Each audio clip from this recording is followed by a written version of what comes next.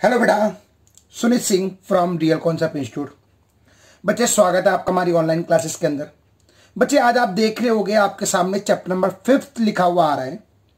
Chapter number 5 arithmetic progression.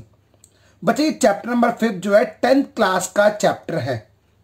बच्चे 10th class का, इसे हम शॉर्ट फॉर्म में एपी के नाम से भी जानते हैं। तो चलिए बेटा स्टार्ट करते हैं चैप्टर नंबर 5 एपी। एक्चुअल में इस चैप्टर के अंदर है क्या, इसके बारे में मैं आपको एक्सप्लेन करूंगा। और बेटा ये मोस्ट इंपॉर्टेंट चैप्टर है, ध्यान से पढ़ना है। 10th क्लास के लिए बिल्कुल नया चैप्टर है, क्योंकि ये चैप्टर आपने अभी तक नहीं पढ़ा है बिल्कुल भी। 9th में, 8th में, 7th में, 6th में, यानी अभी तक प्रीवियस क्लास के अंदर ये चैप्टर आपने बिल्कुल भी नहीं पढ़ा है। तो बिल्कुल ध्यान से देखना है इस चैप्टर के अंदर है क्या। मैं आपको बेसिक से स्टार्ट करता हूं। बच्चे Sunit Singh from real concept institute, स्वागत है आपका हमारी ऑनलाइन क्लासेस के अंदर। बच्चे चैप्टर नंबर 5 में आप देख रहे होगे मैंने सब नंबर 2 से स्टार्ट किया हुआ है। क्यों? क्योंकि पहला क्वेश्चन आपको नहीं करना है, ये आपके कोर्स से हटा दिया गया है। आपको सेकंड सम से ये चैप्टर करना है। चलिए सेकंड सम की हम बात करते हैं, इसके बेसिक की बात करेंगे। चैप्टर नंबर 5 के फर्स्ट एक्सरसाइज के अंदर इसका बेसिक गिवन है, तो मैं बेसिक ही आपको पढ़ा रहा हूं, ध्यान से सुनिए। Right the first 4 term of the AP which the first term A and the common difference D. कह रहे मुझे शुरू की 4th टर्म चाहिए एपी की, जहां पे पहला टर्म ए है और कॉमन डिफरेंस जो है वो डी है। तो मुझे गिवन है a equal to 10, D equal to 10। कह रहा अगर ए भी 10 है और डी भी 10 है तो ये बताना है कि उसकी 4th टर्म एपी की क्या होगी। तो बेटा एक्चुअल में एपी क्या होती है मैं आपको एक बार बता देता हूं थोड़ा सा। एपी का मतलब होता है कोई एक ऐसी सीरीज जिसका डिफरेंस सेम आ रहा हो। जिसका डिफरेंस सेम आ रहा हो उसे हम कॉमन डिफरेंस के नाम से भी जानते हैं, या फिर हम उसको डी के नाम से भी जानते हैं। ए का मतलब होता है फर्स्ट टर्म, जैसा आपको सम में गिवन है। तो एपी निकालने के लिए फॉर्मूला होता है ए कॉमा में ए प्लस डी, कॉमा में ए प्लस 2d, कॉमा में ए प्लस 3d। जितने टर्म चाहिए आगे बढ़ाते चले जाओ। ए प्लस 4d, ए प्लस 5d, ए प्लस 6d। जितने टर्म चाहिए आप उतना आगे एक्सप्लेन कर सकते हो। अब यहां पे ए और डी की वैल्यू डाल दो। 10, 10 plus 10 20, 10 2 multiply by 10, 10 3 multiply by 10। ए और डी की वैल्यू डाल दी तो इसको सिंप्लीफाई किया, ये 10 आ गया, ये 20 आ गया, ये 30 आ गया, ये 40 आ गया। यानी ये शुरू की 4 टर्म एपी हो गई। जब फर्स्ट टर्म आपको 10 दिया था, यानी ए की वैल्यू 10 दी थी और डी की वैल्यू भी 10 दी थी। आप चाहो तो इसे डायरेक्ट भी लिख सकते हो। यानी आपको पता है पहला टर्म 10 है तो डिफरेंस सब में 10 आ रहा है, तो सभी में 10 10 ऐड करते हुए चले जाओ। यानी 10 में 10 ऐड किया 20, 20 में फिर 10 ऐड किया 30, 30 में फिर 10 ऐड किया 40। यानी फॉर्मूले की कोई भी रिक्वायरमेंट नहीं है। बट आपको ध्यान रखना है कि फॉर्मूला अगर एपी निकालना हो तो फॉर्मूला होता है ए प्लस डी, ए प्लस 2d, ए प्लस 3d। जितने भी टर्म चाहिए आगे एक्सप्लेन करते चले जाओ। या फिर अगर आप डायरेक्ट निकालना चाहते हो तो प्रीवियस टर्म में डी ऐड कर दो। जैसे पहली टर्म तो दी होती है आपको 10, 10 में डी ऐड किया 20 आ गया, फिर 20 में फिर 10 ऐड किया 30 आ गया, फिर 30 में फिर 10 ऐड किया 40 आ गया। यानी प्रीवियस टर्म में डी ऐड करते चले जाओगे तो अगली टर्म निकलती चली जाएगी। अब मैं आगे सम की बात रहा हूं कर। कह रहा है ए की वैल्यू -2 है तो डी की वैल्यू 0, तो व्हाट इज द एपी। कितने शुरू के 4 टर्म। तो फॉर्मूला वही ए प्लस डी, ए प्लस 2d, ए प्लस 3d। ए की वैल्यू डाल दो -2 और डी की जगह डाल दो 0। तो देखो 0 डाल दिया, -2 डाल दिया, -2 डाल दिया, 2 मल्टीप्लाई बाय 0 डाल दिया, -2 डाल दिया, 3 मल्टीप्लाई बाय 0 डाल दिया। यानी आपको साफ साफ दिखाई दे रहा होगा। अब इसके बाद ये -2 ही आएगा, ये -2 ही आएगा, ये भी -2 आएगा, ये भी -2 आएगा। आगे सारी वैल्यू -2 ही आ रही है। या फिर ए में डी 0 ऐड करो -2, फिर 0 ऐड करो -2, फिर 0 ऐड करो -2, यानी आप डायरेक्ट भी निकाल सकते हो और फॉर्मूले से भी निकाल सकते हो। अब डिपेंड है, अगर ये सम 1 मार्क्स का आता है और आपको ए और डी दिया होता है तो आप डायरेक्ट सीधा आंसर निकाल सकते हो, क्योंकि 1 मार्क्स के सम में डायरेक्ट आंसर निकालना पॉसिबल होता है। अब मैं इसकी बात कर रहा हूं अगले सम की बात। बेटा इसका 5th पार्ट क्या दिया है, ध्यान सुनो बच्चे। 5th पार्ट आपको साफ साफ दिखाई दे रहा है। कह रहा ए की वैल्यू माइनस का 1.25 दी है और डी की वैल्यू 0.25 दी है। कह रहा ए की वैल्यू माइनस का 1.25 दी है और डी की वैल्यू माइनस का 0.25 दी है। तो कह रहा what is the first 4 term, same a plus 2d, a plus 3d, a plus 4d। मैं फॉर्मूले से एक्सप्लेन डाउन कर, a की जगह माइनस का 1.25 डालूंगा और d की जगह माइनस का 0.25। ये सेम आ गया, ए की जगह वैल्यू डाल दी, डी की जगह वैल्यू डाल दी। ए की जगह वैल्यू डाल दी 2 मल्टीप्लाई बाय डी की जगह वैल्यू डाल दी, ए की जगह वैल्यू डाल दी और 3 मल्टीप्लाई बाय डी की जगह वैल्यू डाल दी।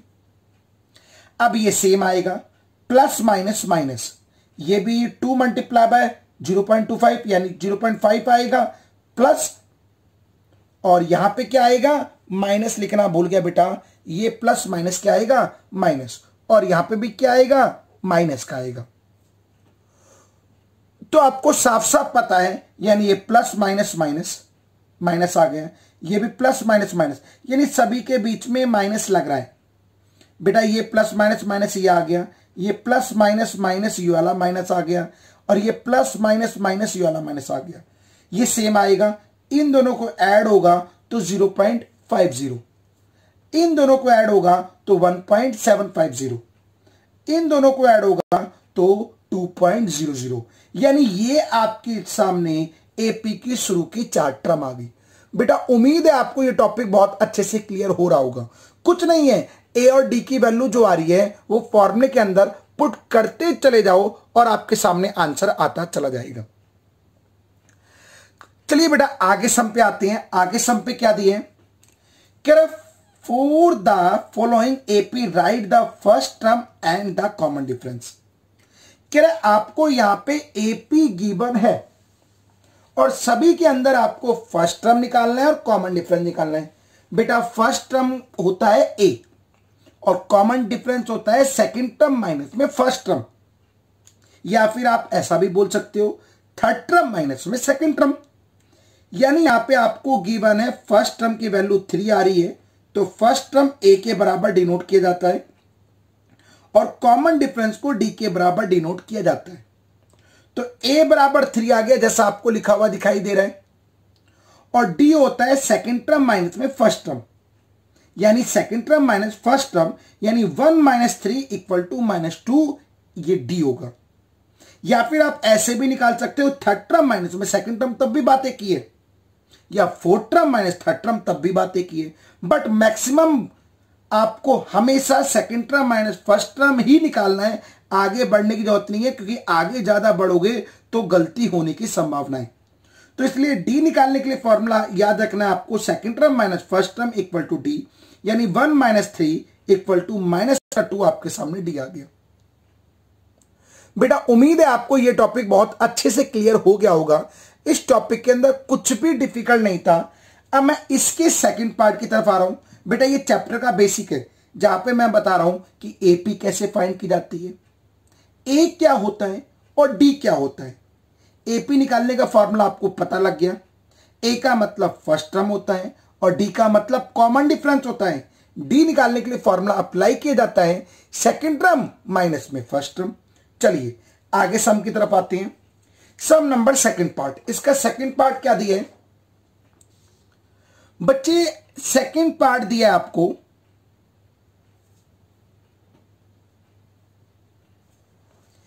कह रहे -5, -1, 3 और 7। तो यहां पे आपको पता लग गया ए की वैल्यू तो -5 आ रही है, it's equal to first term. D निकालने का formula second term minus first term, जिसे कॉमन डिफरेंस के नाम से जानते हैं हम, यानी -1 -5, बीच में तो माइनस आते ही आता है फॉर्मूले वाला, तो ये माइनस माइनस प्लस हो गए, तो 5 में से -1 जाएगा तो 4 it is A final answer. इसका थर्ड पार्ट भी मैंने आपको करा दिया बेटा, फ्रैक्शन में दिया था, बट कोई डिफिकल्ट पार्ट नहीं है। 10th क्लास के बच्चे हो बेटा, फ्रैक्शन में आसानी से लेस कर सकते हो आप, तब भी बता देते हैं आपको। यहां पे a equal to first term 1/3, d equal to second term minus first term, यानी 5/3 माइनस 1/3। ये देखो इन दोनों का एलसीएम लिया 3 आया। जब नीचे की वैल्यू सेम है तो ऊपर की वैल्यू डायरेक्ट माइनस हो जाएंगी, यानी 5 माइनस 1। अब 5 में से 1 जाएगा तो 4/3 it is A final answer. यानी इसका मुझे पता लग गया डी की वैल्यू जो आ रही थी वो 4/3 आ रही है। बेटा आपको पता लग रहा होगा बेसिक के अंदर क्या है और कितना आसान टॉपिक है ये। चलिए आगे सम की तरफ आते हैं। बच्चे इसका आगे सम क्या दिए, सम नंबर 4। बेटा 4th सम आपके सामने गिवन है यहां पे।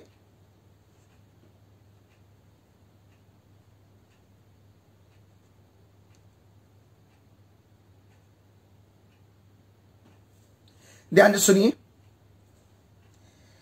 बच्चे, कह रहे which of the following are AP. कह रहे आपको बहुत सारे पार्ट दिए हुए हैं इस सम के, करीबन 13 से 14 पार्ट दिए हुए हैं। मैंने जितने भी इंपॉर्टेंट पार्ट हैं और जो डिफिकल्ट पार्ट जो आपको लगते हैं डिफिकल्ट, वो पार्ट सारे सॉल्व करा रखे हैं। ठीक है, तो मैं इसके कुछ पार्ट आपको कराने जा रहा हूं। कह रहे which of the following are AP. कह रहे ये बताना है इनमें से कौन सी एपी है। पहली बात कह रहे if they from an AP find the common difference यानी D and write the 3 more term. आपको यहां पे सबसे पहले यह बताना है कि ये जो आपको बहुत सारी एपी दी है इसमें से एक्चुअल एपी कौन सी है, यानी कई ट्रू एपी दी है और कई फॉल्स एपी दी है। तो कह रहे यहां पे यह बताना है आपको कि यहां पे कौन कौन सी टर्म एपी है और जौन जौन सी टर्म एपी है उसके आपको फर्स्ट टर्म भी फाइंड करना है और कॉमन डिफरेंस भी फाइंड करना है। यहां तक बात क्लियर होगी बेटा। और साथ में आपको कह रहे हैं कि आपको अगले 3 टर्म भी निकालने हैं, जहां तक एपी दी है उसके बाद के 3 टर्म भी फाइंड करने हैं। फिर से सुनिए, कह रहे पहले तो आपको यह चेक करना है कि इनमें से कौन कौन सी एपी है, जो भी आपको नीचे बहुत सारे पार्ट गिवन है सम नंबर 4 5.1 एक्सरसाइज के अंदर। कह रहे उनमें से अगर जौन जौन सी एपी है उसका कॉमन डिफरेंस फाइंड करना है। ए वैसे दिया नहीं बट ए भी फाइंड करना कंपलसरी होगा। और कह रहे साथ में आपको उसके अगले 3 टर्म भी फाइंड करने हैं जहां पे भी एपी खत्म हो रही है। जैसे कि 16 पे खत्म हो रही है तो इसके बाद के 3 टर्म अगर ये एपी है तो।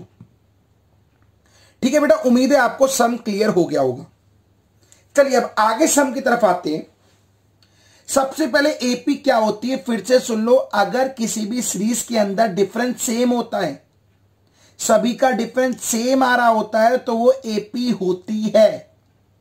फिर से सुन लो, अगर किसी भी सीरीज के अंदर डिफरेंस सेम आ रहा है तो वो एपी होगी, अगर डिफरेंस सेम नहीं आ रहा है तो वो एपी नहीं होगी।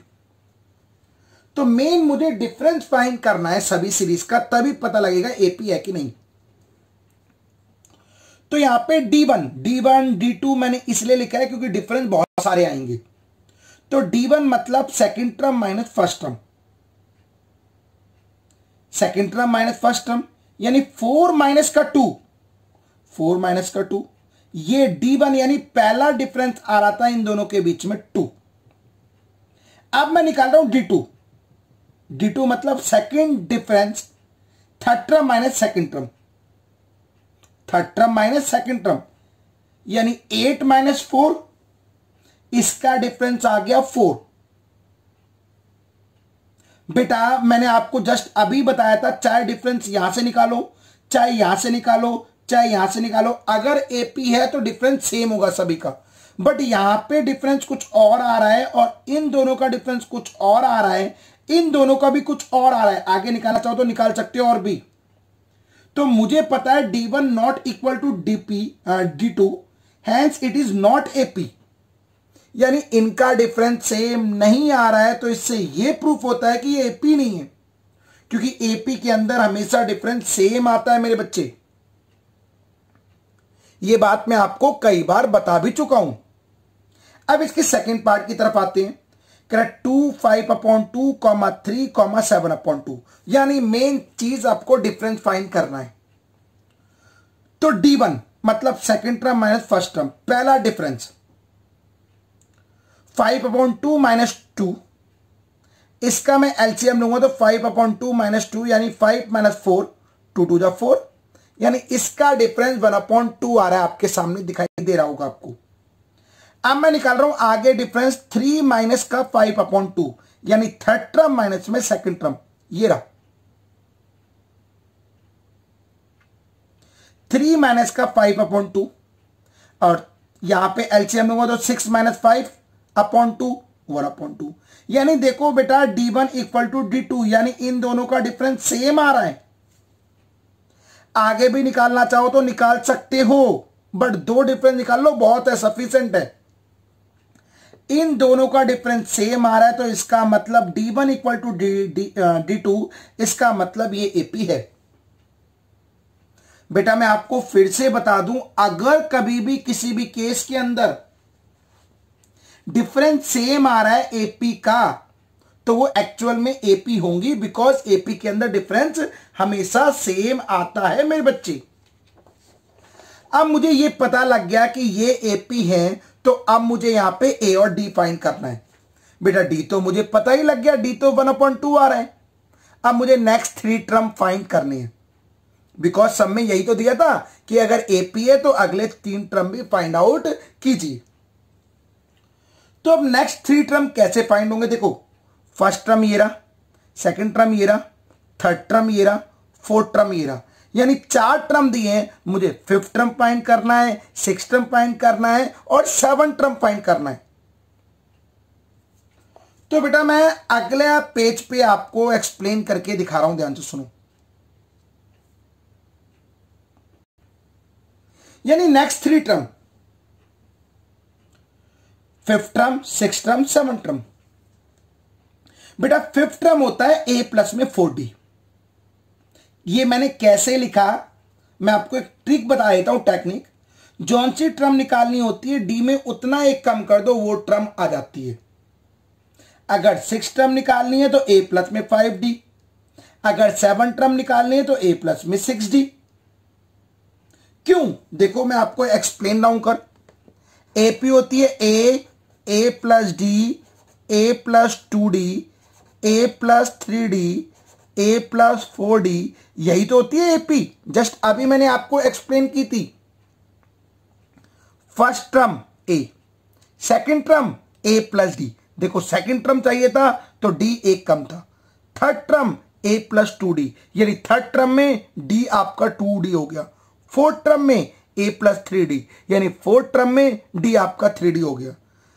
5th टर्म में a प्लस 4d, यानी यहां पे a प्लस 4d, यानी यहां पे d के साथ कितना आ गया, 4 आ गया। यानी सिंपल सी बात है, एक टेक्निक आपको ध्यान रखनी है कि जौन सी टर्म निकालनी हो उससे एक कम कर दो, वो आपकी, यानी अगर 7 टर्म चाहिए तो a प्लस 6d आपका 7 टर्म हो गया। 12 टर्म चाहिए तो a प्लस 11d हो गया। अब बेटा मुझे नेक्स्ट 3 टर्म पता लगी कौन सी आ रही है। अब a की वैल्यू तो 2 आ रही थी, जस्ट अभी एपी में हमें दिया था, और d की 1/2। अब a और d की जगह 2 और 1/2 डाल दो बस। यहां पे d 1/2, a की जगह 2, यहां पे 1/2, यहां पे 2, यहां पे 1/2, यहां पे 2, ये वैल्यू पुट कर दी। अब 2 2 जा 4 कट गया, ये 5/2 आ गया, ये कट गया 3 आ गया, यानी ये 4 आ गया। एलसीएम लूंगा तो 4 + 5 9/2, और ये 5 आ गया। ये देखो आपके सामने नेक्स्ट 3 टर्म। बच्चे उम्मीद है आपको ये टॉपिक बहुत अच्छे से क्लियर हो रहा होगा। और बाई चांस बेटा किसी बच्चे कोई दिक्कत आए तो वीडियो का एक बेनिफिट होता है, आप वीडियो को बार बार रिपीट करके देख सकते हो। और फिर भी कोई दिक्कत आए तो बेटा most welcome, real concept institute यानी सुनीत सिंह के द्वारा लाइव क्लासेस चल रही हैं। आप हमारे साथ लाइव क्लासेस लीजिए। और जो भी दिक्कत आए आप मेरे से वहां पे डिस्कस कीजिए। साथ में नोट्स असाइनमेंट चाहिए हो तो भी आप मेरे से डिस्कस कर सकते हो।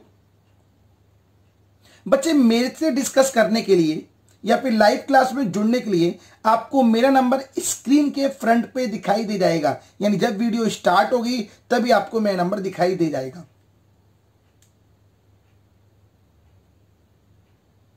चलिए बेटा आगे सम पे आते हैं हम।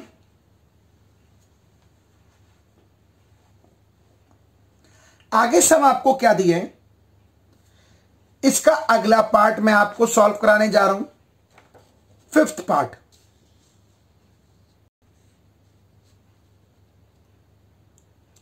बच्चे ये फिफ्थ पार्ट आपकी स्क्रीन पे आ रहा है।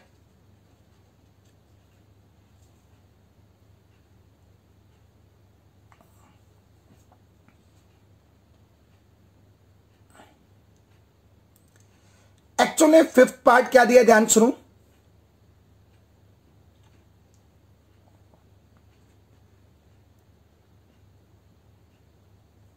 चलिए फिफ्थ पार्ट की तरफ आ रहे हैं। कह रहा फिफ्थ पार्ट दिया है 3, 3 plus root 2, 3 plus 2 root 2, 3 plus 3 root 2। कह रहा पहले ये चेक करना है मुझे ये एपी है कि नहीं है। सबसे पहला काम मुझे ये चेक करना है कि ये एपी है कि नहीं है। तो कोई डिफिकल्ट टास्क नहीं है। सबसे पहले हम चेक करेंगे डी निकाल के। ए तो यहां पे 3 आ रहा है, चलो निकाल लिया। डी 1 यानी second term minus first term. Second term 3 plus root 2, first term minus का 3, 3 से 3 गया, रूट 2 आ गया। सॉरी बेटा ये रूट 2 आ गया।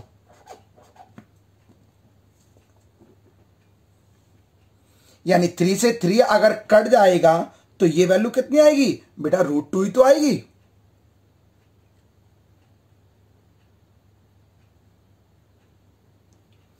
आगे बात करते हैं D2 यानी third term minus second term. 3 plus 2 root 2 bracket में लगा दिया बिकॉज 2 टर्म आ रही थी, और 3 प्लस रूट 2 सेकेंड टर्म आ गई। ब्रैकेट खोलूंगा तो माइनस का और ये भी माइनस का। 3 से 3 गया, 2 रूट 2 में से रूट 2 जाएगा तो ये भी रूट 2 आएगा। 2 रूट 2 में से रूट 2 जाएगा तो ये भी रूट 2 आएगा। तो इसका मतलब है D1 equal to D2। Same 2 root 2 में से रूट 2 जाएगा तो रूट 2 आएगा, दोनों की वैल्यू रूट 2 आ रही है। देन दोनों का डिफरेंस सेम आ रहा है, तो इसका मतलब ये प्रूफ होता है कि ये आपकी एपी है। अब मुझे सेम नेक्स्ट 3 टर्म निकालनी है। अगर एपी है तो नेक्स्ट 3 टर्म फाइंड कीजिए। First term, second term, third term, fourth term, 4 term दिए शुरू के, यानी मुझे फाइंड करना है फिफ्थ टर्म, सिक्स्थ टर्म और सेवन टर्म।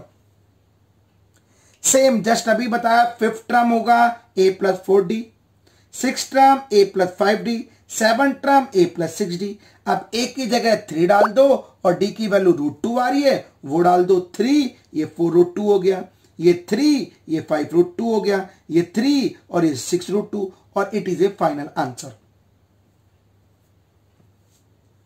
यानी बेटा उम्मीद है आपको ये सम बहुत अच्छे से क्लियर हो रहा होगा। बिल्कुल भी डिफिकल्ट सम नहीं है, बहुत आसान सम है। यानी अभी तो एपी का बेसिक कर रहे हैं कर, और बेसिक करना कंपलसरी है, तभी आगे आपको चैप्टर समझ आएगा। चलिए इसके अगले पार्ट की तरफ आते हैं। नेक्स्ट पार्ट क्या है,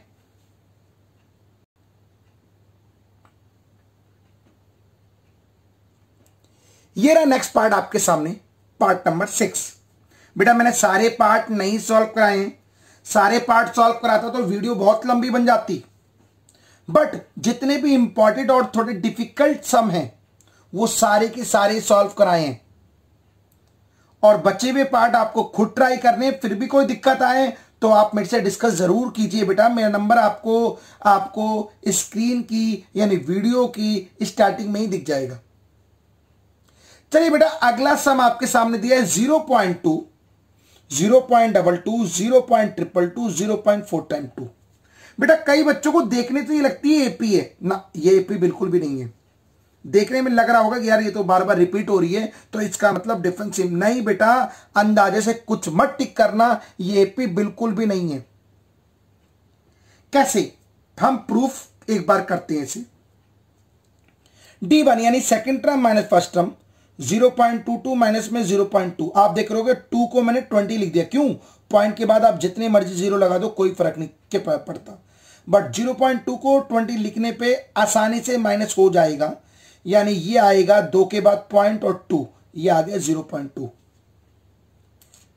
अब D2 third term minus second term, ये 0.22 को मैंने एक जीरो और लगा दिया यहां पे भी, ताकि इन दोनों को माइनस 1 2 3 के बाद पॉइंट और 0 0 2, यानी ये देखो क्या D1 D2 के बराबर आ रहा है? नहीं, इम्पॉसिबल। यानी यहां पे D1 D2 के बराबर नहीं आ रहा, तो इसका मतलब ये एपी नहीं है। तुक्के में कभी मत टिक करना, कहीं आपने इसे एपी टिक मार दिया, 1 मार्क्स में सम आ गया, या फिर यस और नो लिखना होगा तो मार्क्स कट जाएंगे। तो आपको ध्यान से देखना है, डिफरेंस सेम आ रहा है तो एपी होगी, डिफरेंस सेम नहीं आ रहा है तो एपी नहीं होगी। चलिए बेटा अगले सम पे आते हैं। अगला सम कह रहा है ए स्क्वायर ए क्यूब ए की 4 डैश डैश डैश। बेटा कई बच्चों को देखने में लगता है देखो सब में ए फालतू आ रहा है, तो ये भी एपी है। नहीं, ए फालतू मल्टीप्लाई में आ रहा है, प्लस माइनस में नहीं आ रहा। आप तुक्का मत मारना, जल्दबाजी में मत सॉल्व करना, मेथड यही अप्लाई करना। D1 second term minus first term, यानी ए स्क्वायर माइनस ए, ये आपस में माइनस नहीं हो सकते, बिकॉज दोनों डिफरेंट टर्म है, ये स्क्वायर में और ये ए में है, तो यही डी हो गया।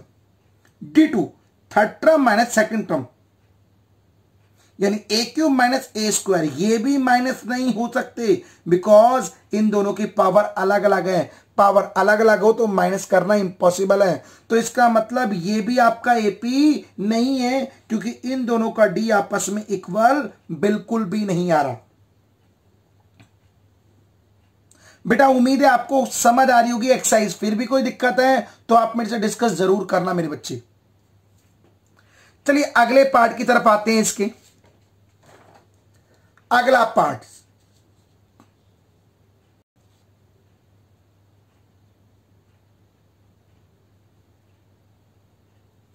अगला पार्ट आपकी स्क्रीन पे है साफ साफ।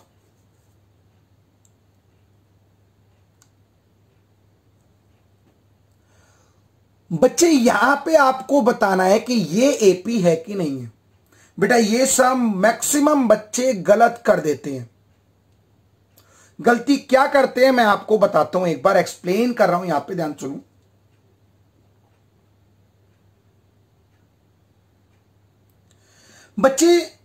बच्चे इनको डायरेक्ट ही माइनस कर देते हैं। नहीं, अगर कभी भी रूट में दिया हो तो उसको रूट को सिंप्लीफाई करना कंपलसरी है।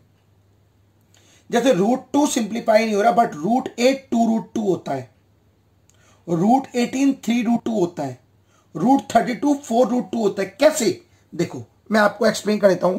जैसे 18 को एक्सप्लेन डाउन कर, 2 लिया 9, 3 लिया 3, 3 लिया 1, 3 का पेयर बन रहा है तो 3 लिख दिया बाहर, जिसका पेयर नहीं बन रहा है वो लिख दिया अंदर। इसी तरह 32 का अगर आप करोगे, 2 लिया 16, 2 लिया 8, 2 लिया 4, 2 लिया 2, 2 लिया 1, एक 2 का और 2 का, यानी 2 2 जा 4, 2 का रूट यानी 4√2 आ गया। इसका 2 आ गया, इसका 2 2 2 जा 4, एक 2 का नहीं बन रहा तो √2 अंदर। यानी अगर कभी भी आपको रूट में दिया हो तो आप एलसीएम लेके इस तरीके से डिजिट बाहर निकाल सकते हो। प्रॉपर सॉल्व करना कंपलसरी है। अब इसको सॉल्व करके ये आ गया। अब माइनस करो, पहले माइनस नहीं हो रहे थे। अब D1 second term minus first term, 2√2 minus √2, yes √2 आ रही है। Third term minus second term, 3√2 minus 2√2, ये भी √2 आ रहा है, यानी यहां पे सेम आ गया, ए की वैल्यू तो √2 आ रही है। D1 इक्वल टू D2, इसका मतलब ये एपी है। बेटा ध्यान रखना है,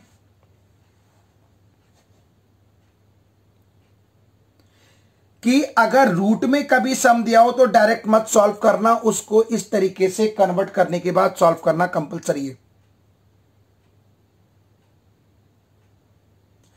चलिए अब इसके बाद कह रहा है ये फर्स्ट टर्म है, ये सेकंड टर्म है, ये थर्ड टर्म है, ये फोर्थ टर्म, मुझे फिफ्थ टर्म फाइंड करनी है, सिक्स टर्म फाइंड करनी है, सेवन टर्म फाइंड करनी है। बिकॉज एपी है तो अगली टर्म भी तो चाहिए हमें। फिफ्थ टर्म ए प्लस 4d, सिक्स टर्म ए प्लस 5d, सेवन टर्म ए प्लस 6d। अब ए की वैल्यू √2 डाल दी, डी की वैल्यू √2 डाल दी, यानी √2 प्लस 4√2, ये 5√2 आ गया। √2 प्लस 5√2, ये 6√2 आ गया। √2 प्लस 6√2, ये 7√2 आ गया। बेटा ये आपका फाइनल आंसर, ये भी फाइनल आंसर है, बट मैंने आगे आपको दिखाई दे रहा होगा और भी दूसरी फॉर्म में आंसर लिख रखा है रेड पेन से। बेटा कई बार आपको ये आंसर ना देके ये आंसर दिया होता है। ये कैसे आया है? कुछ नहीं, मैंने इसको अंदर कंप्लीट रूट में कन्वर्ट कर दिया है। जैसे 5 का स्क्वायर 25 मल्टीप्लाई बाय 2, तो ये √50 हो गया।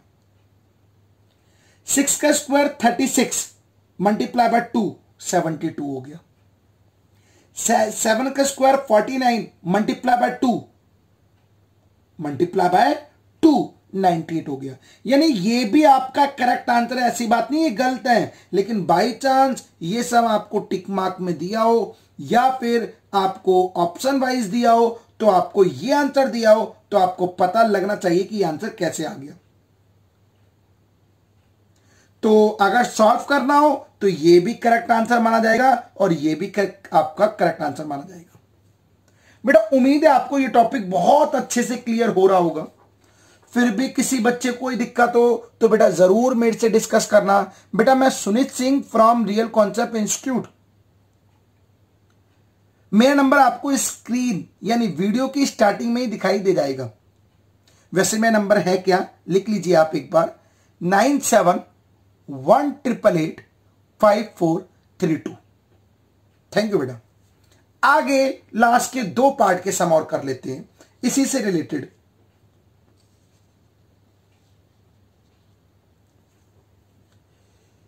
सब नंबर 13 और 14 पार्ट भी मैंने सॉल्व करा दिया।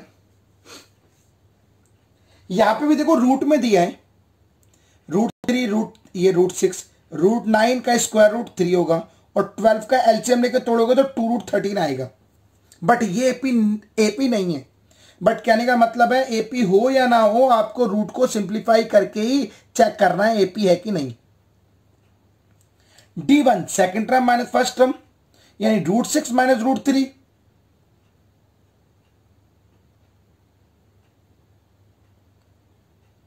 अब D2 third term minus second term यानी 3 माइनस √6, ये देखो ब्रैकेट में लिखा है third term minus second term.